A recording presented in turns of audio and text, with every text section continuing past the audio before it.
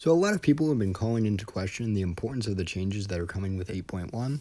So I figured it was about time to release the frequency chart that me and Bad But Sweaty have been working on because it supports a lot of the changes that we're going to be seeing. Before I continue, I have to give a ton of credit to Bad But Sweaty for gathering as much data as he did. He's a great guy, good friend of mine, and he makes really good content.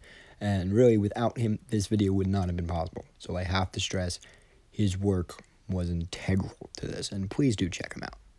And for those of you who don't know how frequency works, basically by recording every single weapon at the start of a round for a shit ton of rounds, you can find a percentage of how much a weapon has been used.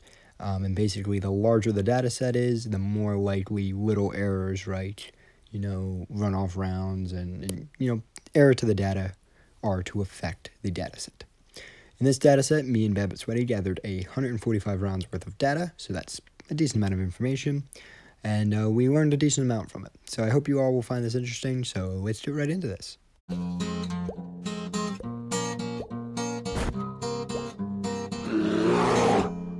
Let's start with the top 5 guns in the frequency. Starting with the number 1 gun in the game, we have the SG-1. For anyone playing the game at the moment, this is no real surprise. Occupying 7.2% of all weapons. Wow, this is a noticeable drop-off from the early season data, which put the SG-1 at 8.65, a drop of 1.45%. And I'm guessing this is because as we approach mid-season, more people are playing a bit more relaxed. It is still a massive percent and quite sad to see a purple weapon being the number 1 gun in the game.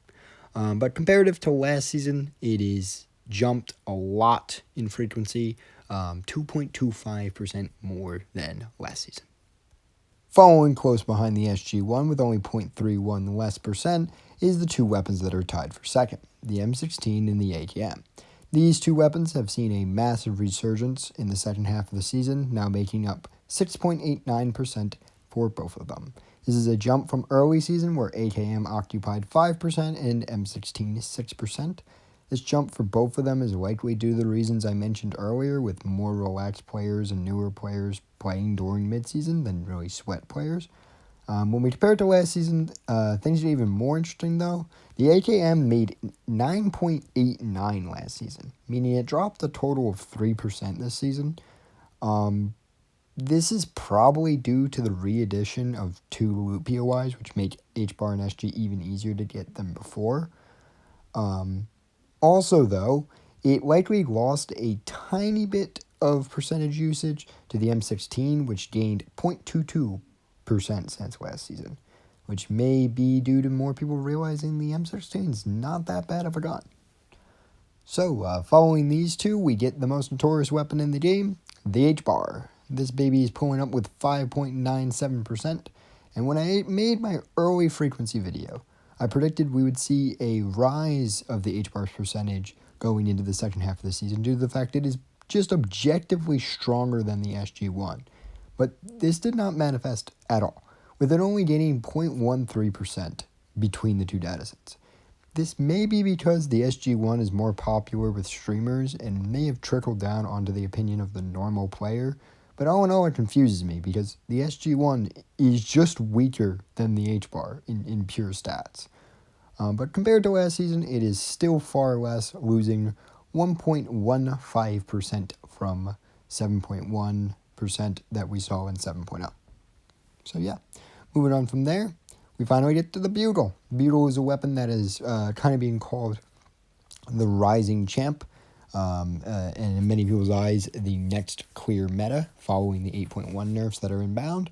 It's really not surprising why, with it showing 0.88% more than the early season data, and with it gaining 3.39% from 1.51 last season.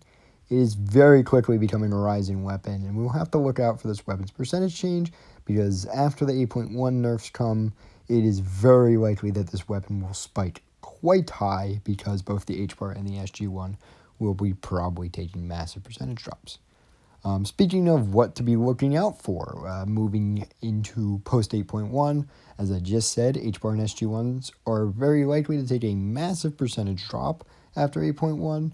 I'm hopeful here that they're going to get down to normal purple percentages of like 1 to 3%. That's what a purple weapon should be. but it's kind of unlikely. The Parker Hale may see a slight rise. Currently, it's at 2.14%. That's pretty good. But because it's getting a buff, maybe it'll jump a little bit. And after that, I mean, we all know the Beetle is going to probably spike very high, picking up points from both the Hbar and the SG1. I would cover the percent per rarity, but it is identical to that of the early data. So basically, massive percentage lost to commons.